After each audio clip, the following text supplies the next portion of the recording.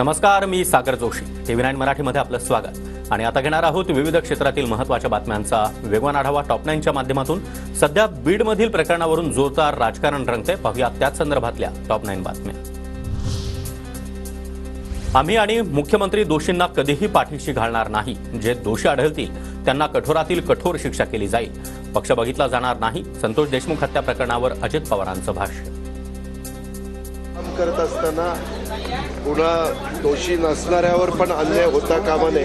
आणि मी पुन्हा सांगतो, जर कोणी दोषी असेल, त्याच्यात अजित पवार दोषी असेल तरी त्याच्यावर कारवाई. चौकशीत कोणी वरिष्ठ आढळला तर त्याचीही गय केली जाणार नाही. हत्येशी दुरान्वयही संबंध नाही, असं धनंजय मुंडेंनी सांगितलंय. धनंजय मुंडेंच्या राजीनाम्याच्या प्रश्नावर अजित पवारांचं उत्तर. पक्ष वगैरे न बघता जर कोणी वरिष्ठ लेवलला काम करणारे व्यक्ती त्याच्यामध्ये दोषी असतील तर कुणाची गय करण्याचं कारण नाही. मुख्यमंत्री म्हणले मी त्याही मताचा आहे. राष्ट्रवादीतील मुन्नी ही महिला नसून पुरुष आहे. एक आका आतमध्ये तर दुसरे मोठे आका बाहेर.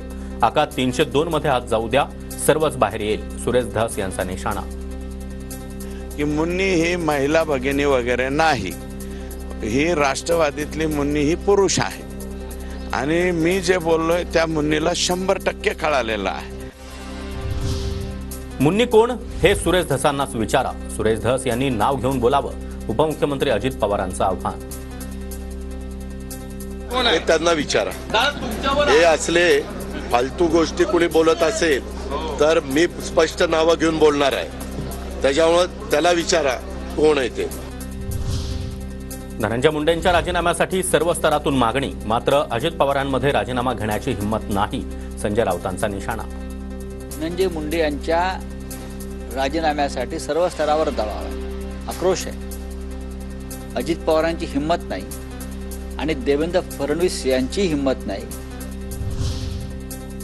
नुसते आरोप करू नका. तुमच्याकडे पुरावे असतील तर CID SIT ला द्या, तसं त्यांना सांगितलंय. याबाबत फडणवीस आणि बावनकुळेंसोबत देखील चर्चा झाली आहे. सुरेश धस यांच्यावरील प्रश्नावर अजित पवारांचं उत्तर.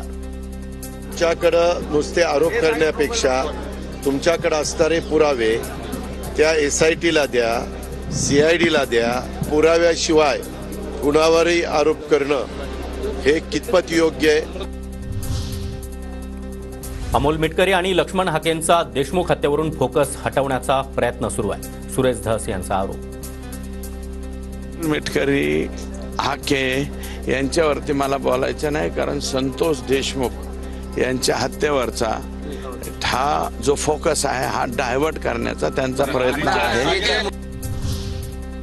परळीमध्ये एका वर्षात 109 मृतदेह सापडले. फक्त 5 मृतदेह रेकॉर्डवर आहेत. भाजपचे आमदार सुरेश धस यांचा गंभीर आरोप. 109 मृतदेह सापडलेत एका वर्षात परळीमध्ये. 109, त्यातले फक्त 5च रेकॉर्डवर आले. पुण्यातील FC रोडवर एका नव्या इमारतीमध्ये वाल्मिक कराडचे 7 शॉप. भाजपचे आमदार सुरेश धस यांचा आरोप. 601 ते 607 क्रमांकाचे गाळे आकाचे तर 608 दुकान विष्णू चाटेच्या बहिणीच्या नावावर. यातील एकाची किंमत तब्बल 5 कोटी रुपये. सुरेश धस यांचा दावा. एक शॉप असं काढताय, 7 शॉप आकाने बुक केलेत. 7 एका शॉपची किंमत आहे 5 कोटी रुपये. आणि 608 विष्णू चाटे ची बहीण सोनवणे यांच्या नावावर.